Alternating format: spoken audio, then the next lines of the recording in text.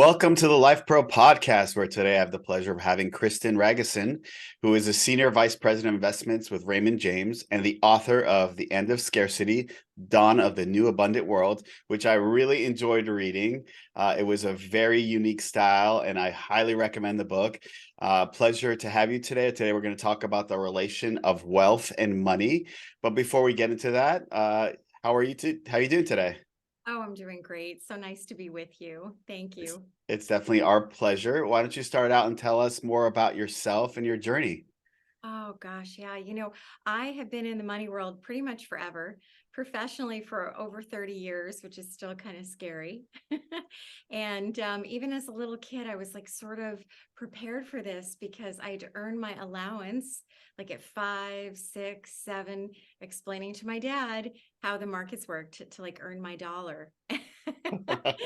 No, which was yeah, and then even as I got older, he would practice buying stocks with us and would guarantee my losses, which I thought was okay, but I thought that he should guarantee my gains. Yeah, And so after I graduated college, I went to Merrill Lynch and started in their professional financial advisor program, and I stayed there for 28 years, and now I'm with Raymond James. very cool. So what prompted you to write this book, which, I loved it and I listened to it, and you are a phenomenal reader and very captivating, and your voice is so easy to listen to. So I have to commend you on that. But what prompted you to write this book? Yeah, it was really a watershed moment in my life for sure, because I think that for as much as I thought I understood money or, I had a sense of markets and all these kinds of things, when the 2008 crisis was coming, I really had a huge change of perspective. I got lucky. I saw the crisis coming ahead of time. And I had been working on a master's at Tufts and had been away working on the master's thesis. And when I got back to the office, I could see these very secure instruments, short-term instruments that were rated AAA, were suddenly falling in value. And in the sense that it had an inverse relationship to interest rates. So interest rates should have been going higher for them to be falling in price. And we were not in that environment. So I remember calling the fixed income or the bond desks in New York and saying, "What's happening?" And they said, "Oh, don't worry about it. It's not a credibility problem. They're rated AAA. It's just a liquidity problem." And I was like, "You mean so there are more sellers than there are buyers?" And I thought to myself, "This is bad." That's a problem. And right. And then I thought, at what point does the liquidity problem become a credit problem? And I poked around a little bit, asked other people. And within 2 weeks, I was convinced that the market was going to blow. And you sort of saw the big banks raising assets, selling off profitable portions of the firms. And I thought something is significantly wrong. So I was sort of in that phase of studying for fun. And I was working on a second master's that I never finished. And I had to go to the Middle East for 3 weeks. And I thought, I'm going to sell everybody out before I go. So I called my clients, whoever didn't need the income, I sold them out one by one. And then I went on this trip and I watched the market go straight up for 21 days while I was sitting in cash, basically, feeling very humbled, like, again, maybe I read it wrong, this and this and that. And then when I got back within a few weeks, that just blew, open, and the great destruction of 2008 was on the way. And I didn't really feel vindicated because the people that I worked with, especially some of the guys who had been there for 40 years, were just like ghosts walking around. They were blown out. And I could see that I was missing something. So I thought I understood this. And I was so driven at that point to find out what I was missing. And it took me about 9 months to realize that I had no idea how money actually comes into our society, what money really is, and that the truth of it is that we actually really do not have something separate called money today. And this began the journey. And when it blew my mind, I was quite sad at the beginning. And then I was determined that there had to be a solution, because I also see the problems that we're in right now have been sort of the repeating problem humanity's been in. And so I figured, all right, we have to find the solution. And when I found the solution, I couldn't believe how we have the ability to change the world truly in the most beautiful sense, without political influences, without trying to get a new economic system or any of the social issues that people can get tangled with. It's just monetary. So this was so exciting to me to see that the problem was simple. The solution is simple, but it requires a shift of perspective. And I thought, wow, I'm going to write a book to make sure I understand this. And then once I wrote it, I thought, my gosh, this could help so many people. Yeah, so, as we're talking today, the hot topic is the debt ceiling, and there's a lot of discussion on where it needs to be at, which kind of brings me to the point of your book. How did you define money in your book, or how do you define money Yeah. currently as it stands, I should say? It's a tool. It's simply a tool that we create in society, right? So we could get fancy and call it a technology that is meant to help us exchange all of our contributions and our gifts and our services with one another. So most basically, if we look at an equation like 3 + 4 = 7, where is money in that equation? Money is solidly the equal sign. Yeah. And so, right. And so when we think of an equation like 3 + 4 = 7, we're not so interested in the equal sign. We're more interested in the 3 + 4 and the 7. And when money is created properly as a neutral technology, where the right quantity comes into existence when the exchanges match, it's not that important. But it's important that the equal sign works. It's important, it's important that we that we all know what an equal sign is. And so money has been created many, many different times all throughout history. And every time the technology or the tool of exchange was created properly, it was like a golden age. It was a Renaissance period on this planet. So, back in the day when money was backed by gold, there was something to hold its value or maintain its value. But through the years, obviously, that's no longer. Yeah. How do we get to that point where we really understand the value of money? The value of money, I even argue the value of money should be valueless. It's just if the tool is created properly. So money has three primary goals or functions that it has to serve. Number one, when we walk into Starbucks, let's say, and we want to get a cup of coffee and we look at the prices, we're converting in our mind how much whatever we think we want costs versus what we contribute in order to have an equal exchange, right? So in that sense, money monetizes barter. And in essence, we're bartering all day long. We're just calculating it in terms of dollars, which is serving as our money. So the first function money has is it's a standard of measure that lets us decide, is the exchange fair value?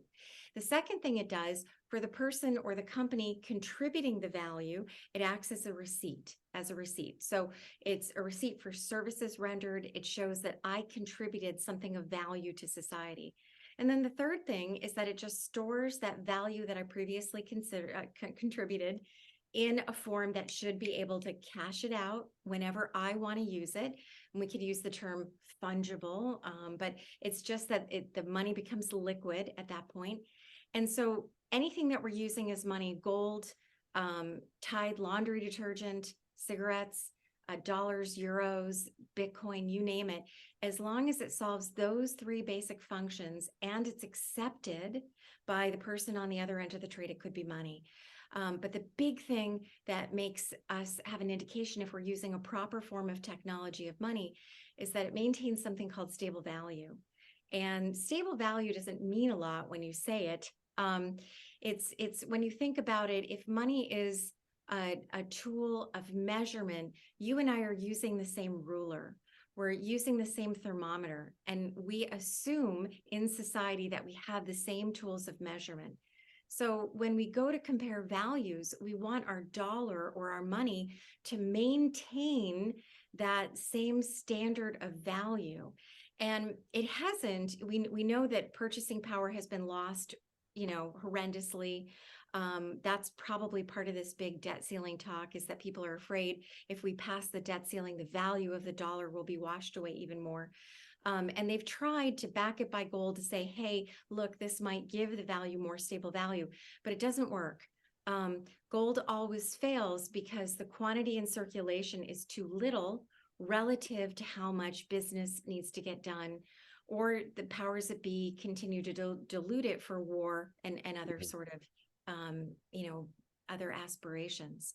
So the big question is, how do we make whatever we're using as money to keep its stable value? And it is simple, even though, again, it's a shift in perspective from what we thought, which is that the amount of money in circulation has to be equal to the amount of productivity that people have at any given time. So if we're less productive for a period of time, there technically should be less money in circulation. But if all of a sudden we're more productive, then there should be more money in circulation. And lots of people before us have figured out how to do that system, and to do it so that the markets actually determined it, not necessarily through central planning. So by the Fed lowering rates, they're stimulating the economy by encouraging production and spending, and by increasing rates, they're doing the opposite. Correct? Yeah. So I mean, there's it's what we're taught. Yeah, the empirical data actually shows the opposite, believe it or not. It's really horrible. There's a phenomenon, I know, it's really horrible. The empirical data actually shows that when you raise interest rates, you get more inflation and more activity. Maybe because of the velocity, maybe because we have to run faster to earn more, to pay more. And when yeah, you lower interest rates, it actually does the opposite. But we've been trained to think yeah. that you make money cheaper, and that you make loans cheaper by lowering interest rates, and therefore people engage in borrowing more. There's a professor, Richard Warner, who is just probably the preeminent thinker in money reform, and he's all over Twitter. He's done some great stuff, and he explains all the empirical evidence of how wrong the Fed is. It's really sad. It's usually the opposite of what happens. Wow. So, we've talked about money. Let's talk about wealth. What is wealth? What does that even mean to I you? love that, right? I know, yeah. I always, when this book, it sort of was writing through me. I mean, this book took me 10 years to really have the culmination. And I would have these periods of time when I would research it and just like either be reading in bed and then like almost pass out like flat and like stare at the ceiling and being like, oh my gosh, like my mind would so be blown from the change of perspective I had. And it really dawned on me that money and wealth are totally separate. And when I would say this to people, they would say, what are you talking about? Like what is money if or what is wealth if it's not money? And, the simple answer is that it's everything we use money to buy, right? So it's all the stuff we look around, our cars, our houses, our food, everything that we buy is wealth. But in its purest form, wealth is all of our imagination and passions and ideas that we have, and our labor. So sometimes that labor can be mundane things that we don't really want to do, washing floors, cleaning bathrooms, but that's truly wealth. And then to the more really maybe grander ideas, or ideas that come from all of these more mundane things. So wealth, I really believe, is inseparable from our being. We're born with it. Every single baby that we see has some type of beautiful passion pumping through them one way or the other. And it's a positive, it's a contributive passion, especially in its purest form, even though obviously things can be contaminated. But every time we have a new human running around on this planet, the wealth of the planet increases. The human imagination is unlimited, unstoppable, and probably by far more powerful than AI. And that, of course, is soon to be tested. But Right. you're right, the constellation and the complexity and the beauty of what can be emitted and received just through pictures. So this is the primary part of wealth. And when we take a breath, especially from the treadmill version of our life, That wealth is like the breath, always breathing us. And, Yeah. um, sometimes we can not hear, or we can feel uninspired. And then, life will turn again, and somehow we will reconnect with that passion. Yeah. And it changes, and it doesn't have to be like a really firm, purpose or a really specific thing. But I do think that through our lives, it's turning like a kaleidoscope and also moving us in terms of what this life is about. Yeah, because most people that I know obviously equate wealth with the number of zeros in their bank account and accumulation of assets and net worth. So how do we really shift our mindset Yeah. to what actually wealth is? How do we do that? It's so true. Someone had said to me the other day, like, there was this entrepreneur whose father worked for the government and had a pension and da da da da. And he was so irritated that he wanted to build this huge business. And then in the end, however it worked, he was not able to meet the same standard of living, versus the secured payments. And where we really get into trouble is when we detach ourselves from the greater meaning of money or the greater meaning of contribution. Someone said to me once, why worry about what you do? I mean, if there are things you don't like, just collect the paycheck, and make yourself happy over here. And I think that we have a lot of that negotiation that goes on. We may even tell each other that, or our children or people we love, that from time to time. And there is wisdom in making sure that you can pay your bills and have some sense of stability underneath. But at the same point in time, building a life bifurcated in pursuing money, digits on a screen, and then joy elsewhere is absolutely a recipe for self-destruction, because it goes against the innate principle of life, which is that every single thing we contribute is part of that wealth that we're contributing to one another, which is the basis and the fundamental validity of the money itself.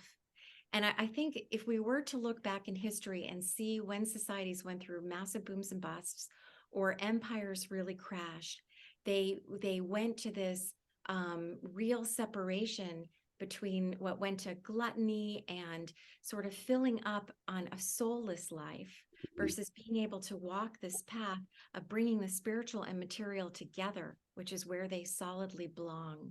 And they seem paradoxical, but it's in being able to embrace these paradoxes. And when money is created correctly as the proper technology, you almost don't need nonprofit anymore, because the for-profit world comes into alignment with higher values. Mm. And so I think it's actually very easy to get back there. We just are being conditioned in our culture, and culture is probably still all around the world at this point, to to still think that big money is worth and power, and we know how quickly even that agency is gone, and then life becomes meaningless very quickly. People die, all Yeah. kinds of things happen, and and then even all of it just sort of seems like a pointless hamster wheel pretty Yeah, quickly. absolutely. So, speaking of zeros, and ones and zeros, when do you see us maybe converting to a complete digital dollar? And why do we still have paper money and coins? Like, why is that still around? I say, thank goodness we still have paper money and coins right now. We still need them a lot. We need them sort of even just the basis of anchoring in the idea of privacy to some degree. I do think that privacy and property rights are strongly linked. And so this is something that's easy to forget. The next generation, when they have children, will their children know? Um, and I think we've also had an age-old sort of battle between security and sort of creativity in some senses, and probably throughout all the human history you've had some sense of a global centralized way to rule the world. So if we go to a total digital system, we'll have to really have secure new pathways to maintain freedom, because it can create totalitarianism Yeah. at a much faster rate. because of the digital nature. Is it inevitable that it will happen at some point? No, I really don't think so. I think during our COVID years, I had a much harder time. I had a lot of the 3 a.m. Wake up terrors, not from a health standpoint, but from a monetary standpoint. Yeah. Because I really did think that we were going to see global government really quickly. Yeah. I lately, even some of the conferences I've been to, I've been given assurance that at least in the United States, we're not getting the CBDC for 5 or 10 years. Okay. And that would be great. I mean, I'd probably get like 10 years back on my life. Mhm. And the CBDC might offer some positive avenues, but for all intents purposes, the dollar is digital today, Yeah. except for that 3% of paper money and coins that we Yeah. look at. When we're moving money around, we're simply journal entering digits. And even Mhm. the banking crises that we've seen, banks have zero deposits. I mean, we do not do fractional Yeah. reserve lending anymore. So why do we even worry about that? And how could there be a bank run in that sense? It's more about their solvency. Yeah. And so why would we have to go to a digital central bank currency? The real negative about this is that means that only the Federal Reserve, or where we would have our money go direct with the Fed, or whatever Yeah. the new program would be the agency allowed to expand credit to create loans. And so today already, one of the major problems we have that creates so much scarcity is that the vast amount of loan creation. So if we look at our small banks, who were supposed to be the backbone of investment capitalism, and the reason why they were the backbone of investment capitalism was the new money that they created through lending. So banks are not intermediaries. We don't borrow someone else's money when we take a loan. And we're not using fractional reserve lending. So we're not having 10% in reserves and creating 90%. We're using what's called the credit creation process. So that means when we borrow money, or they create a loan, they create 100% new money. And again, Professor Warner is probably the preeminent person about this, even though it's sort of hopefully very easily understandable in the book, in the End of Scarcity. And so the problem is that the loans that are being created, the vast majority of them are being created for mortgages. And in the olden days, they were created for businesses. Right. And so today our new money creation is being created for to buy housing and to buy college. And so now housing is largely unaffordable, as well as college, because we're using mortgage debt as money, which is absolutely not what was ever intended. Right. And so if we go, it would be even worse if we went to this go direct CBDC thing with the Fed, because you'd only have the Federal Reserve saying, could you get a mortgage? Yeah. Oh, And I mean, wouldn't that prevent a lot of these fears with, regional banks and debt crisis? Would that alleviate some of that, being better controls? no, but that's how it will get sold. Because again, we're operating under the idea that we have fractional reserve lending. It's still, somebody even said to me a couple months ago, like, you're wrong, blah, blah, blah. I'm like, okay, I only researched for 10 years. Yeah. Yeah. Granted, I'm open to being wrong, but no, see banks, they can continue to create loans. There's no risk to our actual money. The only thing that makes them insolvent is if their capital becomes insolvent, which in 2008, all of that capital was tucked into fancy schmancy, mortgage derivatives, right? Yeah. Made up products that really don't serve a great purpose, other than they help this lending machine get bigger. What would happen if the Federal Reserve was the only entity extending credit? We would have a depression of unimaginable proportion, because there just wouldn't be enough money circulating. And then also they'd have total control over your public opinions and your behavior, because your Yeah. money would be turned off. If whoever was in charge didn't like a green shirt, and this is the problem. And then it quickly goes to universal basic income, And then, AI might be a reason why we're sold that we need a Mhm. universal basic income, or we'll be told that, oh, Social Security is out of money, or the federal deposit fund was not insured.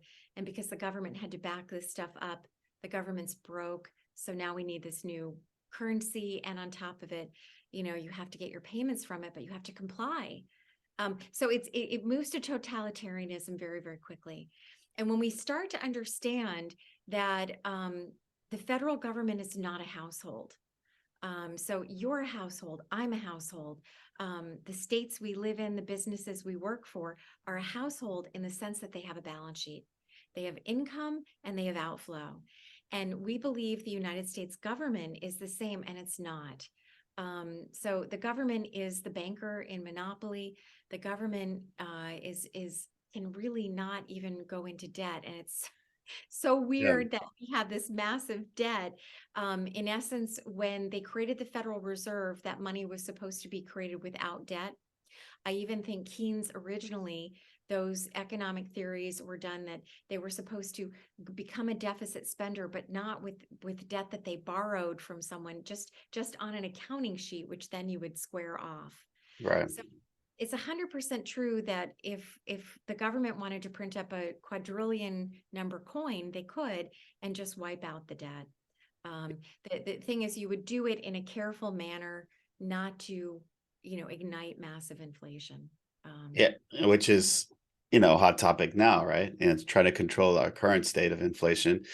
Are you in the school of thought that we have to go into a recession in order to control this inflation, or can we avoid it? Yeah, definitely. We can easily avoid it, but will we, that's to be seen, because we're not addressing the real place from where the inflation is coming from. And it can be an unpopular opinion as to where the inflation is coming from, but it's coming from the shutdown of energy. That's the primary place. So when the pipelines were shut down, or we decided to be no longer oil or energy independent, right away you're going to start to get inflation, because those Yeah. prices feed into everything else. And then on top of it, COVID was the first time when we actually had legit helicopter money go home to the people. And so, the term used to be used, especially during the Bernanke days, when he was the chairman of the Fed. And, they would say, oh, when the Fed prints money, it's like helicopter money. And again, I'll tell you, this is a total misnomer, because when the Fed, quote unquote, prints money, types money into existence, it's reserves. Those reserves do not go into the real economy. Any money that the Fed creates goes onto the bank in the banking system and stays. It's a closed circle. It gives the banks the ability to buy stocks. So this is one of the reasons, like during COVID, the banks probably bought a lot of stocks and through as a proxy for the Fed, and pushed the markets higher. But also because we had extraordinary payments being sent to people, this is the first time that we really had legitimate money printing, in the sense that it went into the real economy. And then on top of it, small business was shut down everywhere. So you had small business in the supply chain destruction. You had an attack on energy, more or less. So we turned off energy, we turned off small business and the supply chains. So you had supply completely shrinking, and then you put kerosene on demand, which is you sent checks in the mail to people. So of course you got inflation. So Yeah. we're probably experiencing real monetary inflation for the first time ever, at least in my lifetime, right? And in 2008, during the big banking crisis, when they created, quantitative easing 1, 2, 3. I don't even remember how much, money printing they did. We had deflation. Interest rates went down. Prices went down. So I love to even say this, because we're told over and over that money printing is inflationary. All of the destruction comes from the Fed. But wait a minute, if the Fed created so much money from 2008 to 2010 and 11, and prices dropped and interest rates went down, that's because none of that money went into the real economy. It just went to rebolster the banks, which is where Mhm. typically all money that the Fed creates, right? Yeah. So this leads to the next sort of cat that jumps out of the bag, which is that federal taxes are not revenue for the government.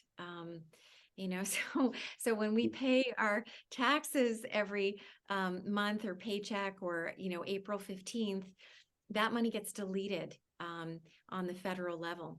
Mm, And there is some, if we looked at the balance and we said, okay, it's like when the social security checks are going out, again, that stuff is being typed onto a keyboard and sent to people or direct deposited in those banks. They're not waiting for tax revenue to come in. And the idea of even balancing a budget, this is like left over from the 1950s when we were on a gold standard. And so in 1999, when the Clinton administration, they were able to have a balanced budget, we had a massive recession after, because the government having a balanced budget means the people are in debt. See, it's all of this is really in chapter 8 and chapter yeah, 7, chapter 8, but it still takes a little bit of unwinding because we live so the opposite way. right. And the federal government is really supposed to create the money supply at its root. And then the people should really be able to decide how they want the money spent. That's Right. originally, do we want infrastructure? Do we want healthcare? Do we want secondary education paid for? What do we want?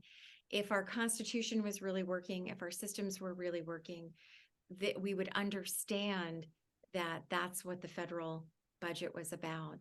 But we don't understand it. We think that the debt has to be paid off, that we have to sacrifice to do that, and that the government lives on a budget. The only government that lives on a budget is a state government and a local government. Very interesting. So, speaking of the government, with equities market, the way it's been the last, God, I would say what's 15, 16, 18 months, a lot of money has moved from equities to T-bills, a lot of from savings to T-bills. How has that really affected economy and affected things for us as society? Yeah, the big problem, because the Fed, wants to bring down inflation by raising rates, which again, if if raising rates actually increases inflation, if this is actually the case, that's number one, a problem. But let's go with the old way, that it chokes out demand, because eventually everything becomes too expensive. Right. And so they're really operating on the premise to say, oh my goodness, the house is on fire. Yep. We need to burn it down so we can say we put it out. And that's the basis that the Fed is operating on. And so it's not a surprise that we're seeing what we're seeing, or that we're flirting with another big banking crisis. In essence, we're always flirting with a big banking crisis because we've miscreated the money. And it's the money itself needs to be redesigned in order to not have this be the case. But since 1971, and really in the 80s, we started using mortgage debt in the place of money, or using it temporarily as money. And booms and busts come from that, really. And even though we had booms and busts to some degree, but they were created panics by choking the money supply right when loans would be due. It's pretty easy to control a money supply when you create money out of something scarce. And so the Fed's perspective, in terms of saying, gosh, look, demand is too hot, and we need to, if we can't slow demand down, we just have to make everything more expensive. So it finally starts to run out of steam. And the problem is with that, that all of that stuff lags. And so they tighten. So they usually over tighten. There's no grace, there's no elegance to it, because again, it's sort of like taking a butcher knife to something that needs a needle, or literally saying, wow, the house is on fire, quick, throw kerosene on it. And then we can say to people, oh, phew, we put the fire out. Oh yeah, we lost the house, but we put the fire out. So, this is it also the main reason why stocks and usually most investments do poorly when interest rates rise is because, again, you're just choking out demand. And if the markets were to do well, really recover, it puts tremendous pressure on the Fed to come back and raise interest rates again. Right. So they really operate on two domains, like things are really, really booming to things are really, really horrible. I mean, and this is why people really question the legitimacy of the Fed, get angry with the Fed. And I do think it's an archaic institution that we just need to pet on the head and say, Yeah. thank you so much, and start building other functional institutions that we engage more with instead. Yeah. So as far as the economy is concerned, when will we know if we're in the clear, where we're in recovery? What metrics do we look at? Do you have any idea? I'm sure a lot of people are curious when we're Well, going to get past all these troubles. yeah, I mean, we have a whole confluence of big troubles operating. I mean, we can see that even it looks like powers in the United States are also participating in removing the dollar from the world reserve status. And I would even argue sanctions on Russia at the very beginning were the first active sort of Mhm. shot across the bow to reducing the world status of the dollar, because you push Russia and these other nations to not use the SWIFT system, which is dollar dependent. We know lots of other countries are making other deals to settle commodity trades outside of the dollar. So this definitely matters with our trade deficit and these things. So we have a lot of big issues going on. People are amazingly resilient in terms of being able to grow and sort of manage and have a tolerance for the type of volatility. There's one way to not have this possibility, because this is what we're experiencing with a potential big banking crisis, or not having stability in our investments. Will the market really blow out? Will it all of a sudden just turn around and do well again? I tend to be optimistic, but you don't really know. But always underlying it is sort of this potential for big trauma. And the question is why? And it all comes back to designing the money incorrectly. And again, sometimes that doesn't mean a lot to people. Like, what do you mean? Do you mean we're going back to gold? And the big thing is that because the money that we're using is bank credit, that the only way that the dollars that you and I exchange with the rest of the world come into existence is when someone goes to a bank. If somebody goes to Bank of America or any bank that's out there and says, oh gosh, look, I want to borrow $100,000 or $500,000. And, the bank just passes their credit test. They type in the $100,000 positive, and they type in the minus $100,000 that needs to be paid back. And so let's say that I borrow $100,000, well, it still is like a quarter with a flip side, the plus and the minus. And even as I spend that $100,000 into society, it really still is my mortgage debt. And we're just conditioned to think that, oh no, new money got created and that money is separate, like salt and pepper. That money exists besides the mortgage I owe. But no, it's like a yo-yo. The money that's all the money that we see circulating is totally inseparable from the debt that created it. And the big thing for people to understand is not only is that totally weird and sort of changes everything, but the reason why it's so disruptive and destroys the middle class, and I even think destroys the American dream over time. But we're sort of in that time now because we've been doing this for over 100 years. Is because every time a debt is repaid, when the principal portion of the debt is repaid, of course the debt is wiped out, but that money is also extinguished because they're the same unit. So every time somebody pays a debt, there's less money in society. And this blew my mind. And people really need to sort of chew on that. Yeah. I think it took me like 9 months until all the lights went off, when I was like, whoa, wait a second. You mean Right. every dollar in my account is actually someone's debt? Yeah. And so then we start to understand the world a little bit better. We understand why mortgage standards are as low as they are.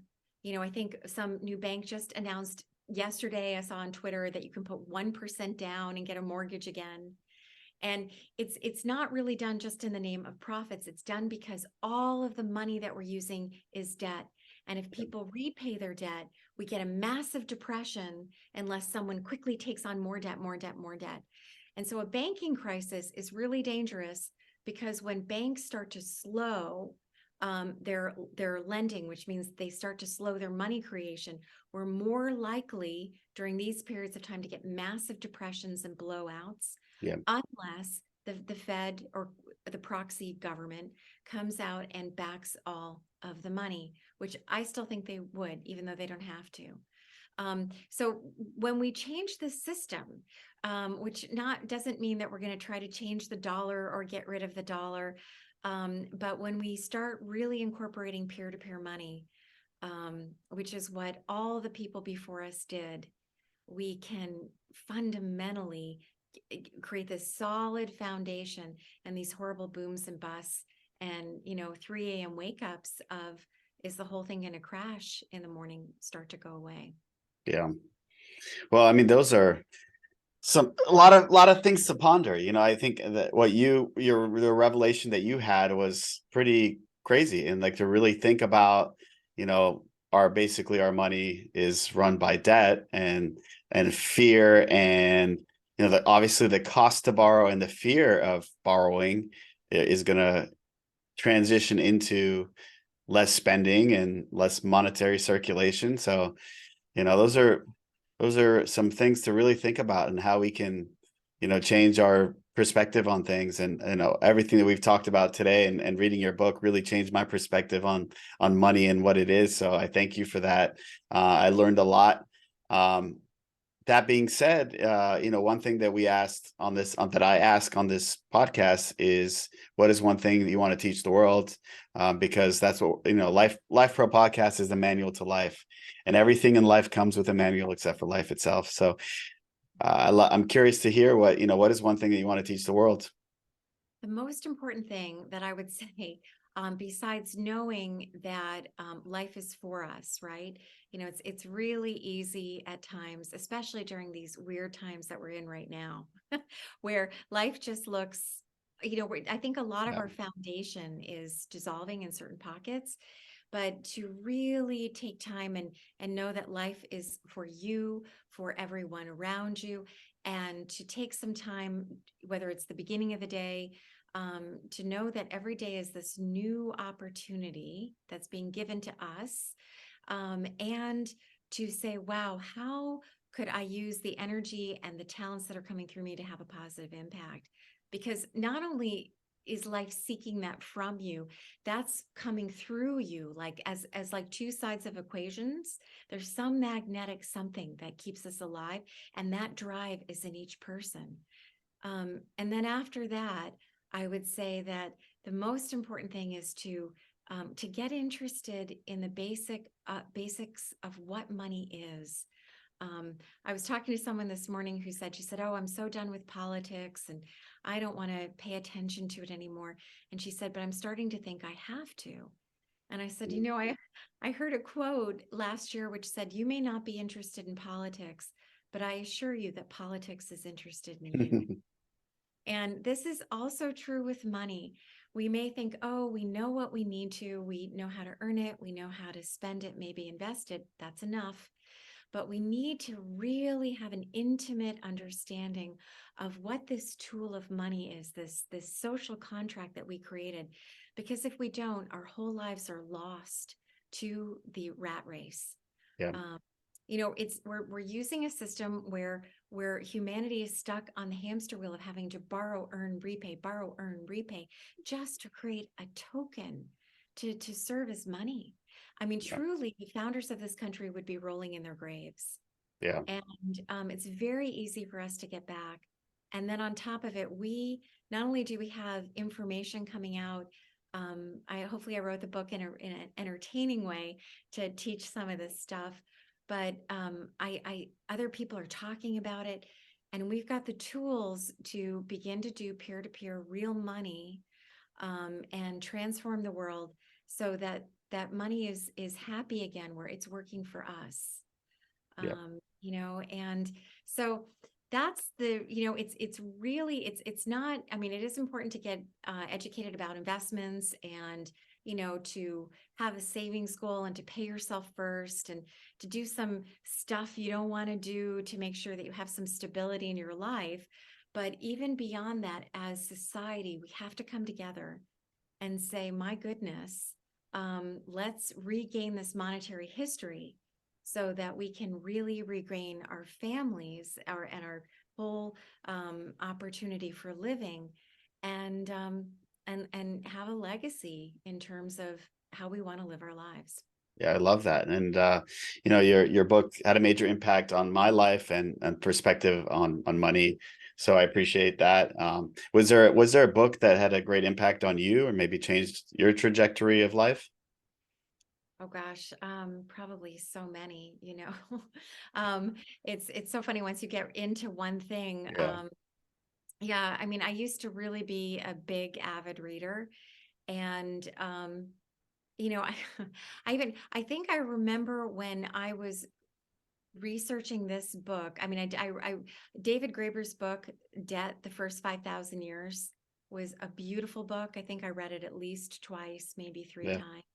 And I had the privilege of speaking with David Graeber in New York once, and sadly, he passed away a couple years ago. He was sort of Wow. just a really beautiful, brilliant mind. And he would say, it's so easy for us to solve our problems. We actually have no shortage of good ideas. It's just the people with good ideas, people tell them to sit down and shut up. So you should be more persistent and Yeah. more curious. But I think also right now in our lives and world, we have to know that there is a positive future calling us. Mm. It's beyond what we know, right? So it's different. Even I think the solution that I paint in the book is hard to 100% picture, but I can show you already like 3 or 4 examples of it happening. Argentina is beginning to put it in place. Yeah. Their agrocoin in California, there's a wonderful entrepreneur who's started already to do some really cool things. Even Berkshire's in Massachusetts is moving to back their community currency by products and services. That's their goal. Um, and loyalty points. I mean, there's so many things that are already Yeah. hovering to get us back to money being a promise to deliver products and services, which it always Right. was. But I think, I used to think that that caterpillar was like all like blissed out in the cocoon and just being like, ooh, I'm becoming the butterfly. And in the past 2 years, I'm like, oh, do you mean the butterfly is like, and having a really like holy, like maybe it's not so sweet in that cocoon. Right. Right. And so I think this is where we are. And I'm not, I'm just going to imagine that butterfly, the caterpillar could not imagine that it's becoming a butterfly, or like the chick and the egg could not imagine that this world is waiting for it outside of the shell. Right. So we are truly reimagining so many things. And if we were to recreate our alternative money systems, my goodness, I'm not saying it's going to be a utopia, but truly the dawn of the abundant world, the world Yeah. that it's waiting for us to claim it. It's not nearly as hard as it seems, and it's not coming from one person's perspective. Right. It's not going to be some weird dystopian utopia. It would be people deciding what's important to them and having the chance to really live and create a legacy for their families. I love that. I love that. And I'm looking. You painted a beautiful picture with the butterfly. So I think that kind of is the epitome of what we're talking about here. It's like you're making these changes into something that could be really beautiful and change everybody's perspective on money to create a better life. Uh, really enjoyed our talk today. How could somebody follow you? Oh, great. Yes. I'm pretty much everywhere, Twitter, Instagram, Facebook. I have some TikTok stuff up there. It's just my Okay. name, Kristen Ragusin. My website is kristenragusin.com or theendofscarcity.com. And Kristen has a Kristen, and Ragusin, which is Ragusin. Sure. On my website, I have access to a Facebook account where it's a private group where people can come and talk about these different ideas, how we can put them into action. And I've got little videos where people can see, some of these ideas to help them in cartoon form. And a lot more is coming in Right. terms of resources. So please follow me. I need to really build that. I wasn't able to do that at my previous bank. Yeah. And I'd love to really build a community so that we can learn and even come together and have even bigger insights together at a more gracefully, more elegantly get these things done. That's great. We're gonna link to your contact information in this description, and I look forward to following your journey moving forward, and looking forward to seeing some of your vision come to fruition. Oh, thank you. That's I think the one thing I'll add to that is we often think that this stuff takes conflict, or even why people are so sick of politics, they just don't want to feel the conflict anymore. And I think it doesn't have to be that way. I think we can really sort of bless the whole circle and continue to focus on the beautiful future and put it into action. And it'll become energizing instead of exhausting. So yeah, it's I'm good thought. into that. That's awesome. I want to thank everybody for listening. Remind them to like, follow, and share, and help us spread the word. Thank you so much, Kristen. This was so much fun. Same here. Thanks. So nice to be with you. Take care.